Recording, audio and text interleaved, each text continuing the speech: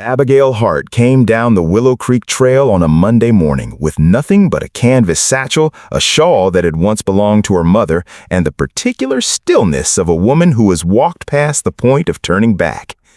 She had covered 9 miles since sunrise, out from the town of Millbrook, where she had spent the last 11 months in a rented room above the seamstress shop, sewing other women's dresses to pay for a bed that was never quite hers.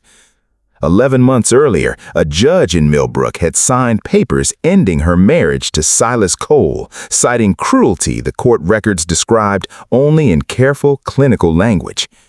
11 months of a single window facing an alley, of Silas appearing in town 3 times, and each time she had seen him first and slipped through the back door of the shop before he could see her at all. Yesterday, the seamstress had told her gently but plainly that her niece was coming from Denver and would need the room. Abigail had until morning. She had thought of Nathaniel Brooks. She had seen him once at the county fair, standing apart from the crowd near the horse pens, a broad-shouldered man with quiet eyes who spoke only when spoken to and seemed to prefer it that way. People said he ran the old Brooks homestead alone ever since his wife had passed the winter before last. She had held on to that image the way a person holds on to the only door they can think of when every other one has closed. The homestead sat at the end of a long dirt track, a timber house with a deep porch, a barn twice its size, and a garden gone slightly wild at the edges. A hound rose from the porch steps and watched her come without making a sound. Nathaniel stepped out of the barn with a hammer still in his hand and the look of a man bracing for something he could not yet name. He set the hammer down slowly. "You're Silas Cole's wife," he said. "I was," she answered. "The court settled that 11 months ago. I'm only Abigail now." He studied her, the satchel, the shawl, the road dust on her boots. "What is it you're asking for? Work? A roof? Whatever you'll allow." He was quiet long enough that she thought he might send her away. Then he said, "I need a wife who can help me hold this place together. I won't pretend otherwise." She looked at him evenly. "And if I can't give you everything you're picturing?" Something crossed his face, the look of a man hearing his own words back and finding them smaller than he meant them. "That came out wrong," he admitted. "Yes," she said, "it did." He looked at the house, then at her. "What I have is a spare room, more work than one person can finish, and a debt of loneliness I didn't know how to say out loud until you were standing in my yard. I'm not asking you to be anything. I'm asking if you'd stay and see what this could be." She held the satchel against her chest and thought of 11 months of locked doors, of a marriage that had left no bruises anyone could point to and had broken her anyway, slowly, in ways with no name until a judge gave it one. She thought of 9 miles of open road behind her and nothing but uncertainty ahead. "All right," she said. He carried her satchel to the porch himself and held the door. The kitchen was plain, well kept, arranged the way a man arranges a room when only one person has used it in a long time. He poured 2 cups of well water and sat across from her. "I'd rather say things plainly," he told her, "even when they're hard." "So would I," she said. "Silas," he said, "will he come looking?" "He's already come to town twice." "He doesn't accept the divorce?" "He doesn't accept anything he didn't choose himself," she said, and heard how tired her own voice sounded saying it. Nathaniel turned his cup slowly in his hands. "What happened, if you're willing to tell me?" She looked past him, out the window toward the pasture. "He never raised a hand to me. He was careful about that. But there are other ways a person can be worn down to nothing, and it took 2 years of testimony before a judge finally believed me instead of him." Nathaniel set the cup down. Whatever had lived on his face when he first proposed the arrangement was gone now, replaced by something steadier, quieter. "The room is yours regardless," he said. "Whatever else we decide, that doesn't change." She stayed. She worked the garden back into order, kept his ledger straight, and each evening she earned found its way into a tin box beneath the floorboard of her room, because she had learned that money a person controlled herself was worth more than money merely given. The evenings became the part of the day she hadn't expected to want. 2 chairs on the porch, set apart at first, drawn closer by inches neither of them announced. On the 3rd evening, she brought 2 cups of coffee without being asked, and he drank his without comment, though she noticed he finished it slower than usual, as if trying to make the evening last. On the 6th evening, when she asked about the gray mare kept apart from the working horses, he told her in a single, unhurried sentence that the mare had belonged to his late wife, Eleanor, who used to say the sunrise was too fine a thing to sleep through. "I haven't decided what to do with her," he admitted. "She deserves more time," Abigail said. "Yes," he said, "she does." Small things accumulated the way important things always do, without announcement. She fixed a warped cellar door on a Tuesday and said nothing of it. He came home, felt it swing true under his hand, and said nothing either. But the next morning, there was a new wash basin on the kitchen table, the size she had mentioned once, in passing, weeks before. Understanding grew between them in that quiet language of noticing. One morning he came in from the fields early and found her at the stove, talking softly to herself the way people do when they believe themselves alone, working through a recipe she already knew by heart. He stood in the doorway a moment too long before she noticed him, and when she did, she startled and then laughed, a real laugh, unguarded, the kind that arrives before a person decides to allow it. He did not quite smile, but he came close. "I want to be honest about something," he said later, sitting at the table while she worked. "I know what I asked of you that first day, and I know now it wasn't a small thing to ask." She turned from the stove. "Nathaniel?" "Yes?" "The bread is about to burn." He glanced at the stove. She turned back to it. Neither of them was thinking about the bread. Word reached them on a Thursday that Silas Cole had been seen in the county, asking after her. Abigail stood in the doorway, holding the frame like it might steady her. "He'll come here," she said. "Then he'll find out what waits for him," Nathaniel answered. She had also learned over the past weeks to notice her own body the way she noticed the weather, and what she noticed now was undeniable.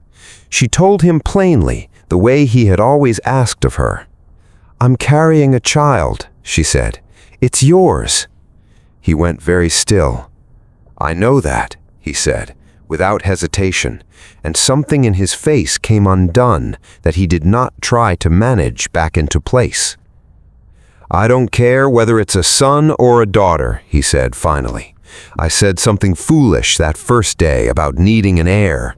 What I need is standing in front of me."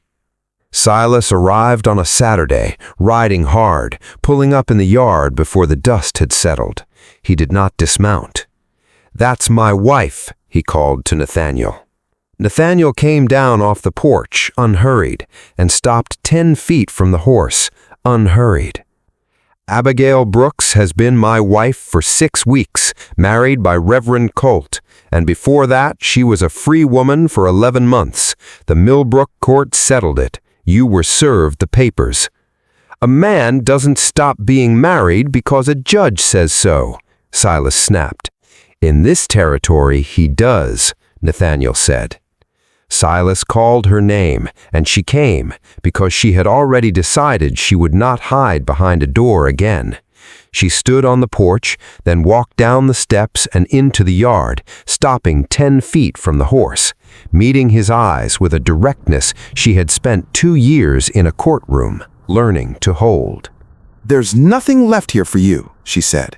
"Not this land, not this marriage, and not me."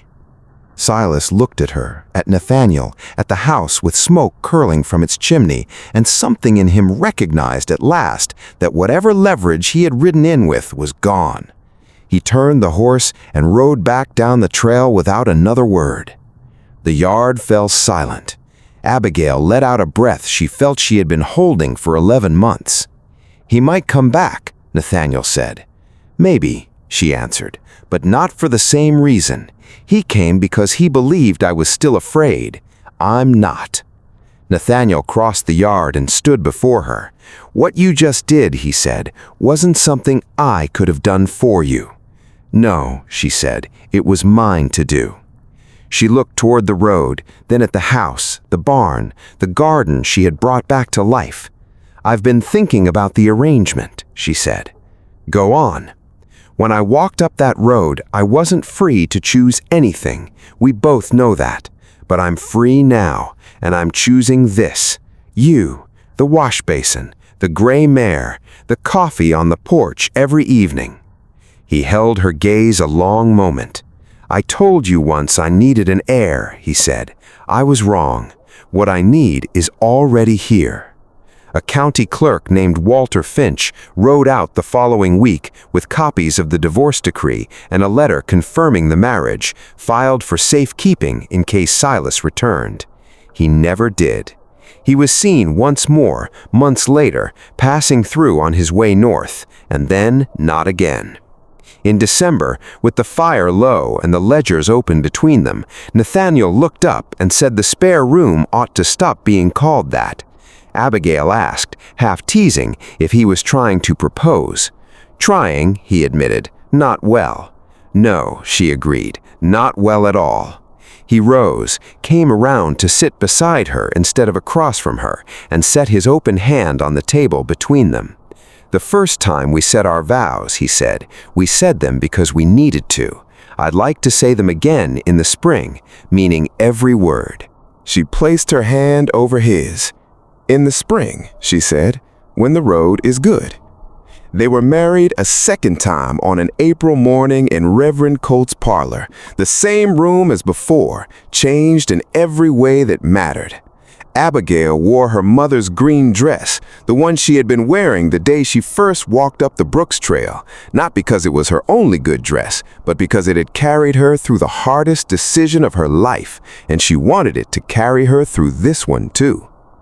Their son, a boy they named Eli, was born on a warm July morning, with the creek running loud below the east fence and the gray mare grazing in the far pasture. The doctor ordered Nathaniel to wait in the kitchen. He made it as far as the doorway and no further, and when the doctor scolded him for it, he only said, "I heard," and did not move. Abigail looked at her husband standing there, unwilling to be anywhere but close, and thought of everything it had taken to arrive at this single, ordinary, extraordinary morning. The 9 miles of dirt road, the 11 months above the seamstress shop, the 2 years in a courtroom before that, and all the years before that she had finally, at last, stopped counting. Nathaniel crossed to the bed, looked down at his son, and pressed his hand gently to the small, impossible weight of his head. "Thank you," he said, and she understood he did not mean for the arrangement, which had stopped being an arrangement long before that morning. He meant for all of it, the road, the choosing, the staying. "You're welcome," she said. Outside, the homestead was exactly itself, the creek, the pasture, the gray mare moving slow and easy in the morning light. Inside, the room was warm and small and exactly the right size for everything it now held. What Abigail's story reflects is historically real. In the American frontier of that era, a divorced woman held more legal standing in some territories than popular memory often credits her with.